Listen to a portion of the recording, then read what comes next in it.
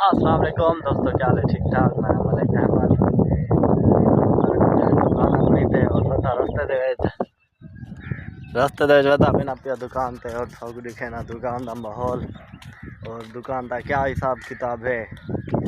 हाल ही रस्ते दे बता देखो सारे इलाके दे बारिश आई है नाल अंधारी भी आई है। कणका सुमा ते रख दी ने हाल बता रस्ते दे देखो आ गया हूँ मैं आ गया कब्रिस्तान कोल।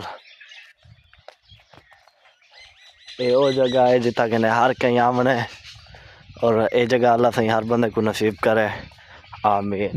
और मैं हाल ही पे रस्ते कौन सफ़र तवील करने मैं हाल ही रस्ते आए देखो ये रास्ता है पीछा हाली मैं की सादा रास्ता और उधारी बता सफ़र की बता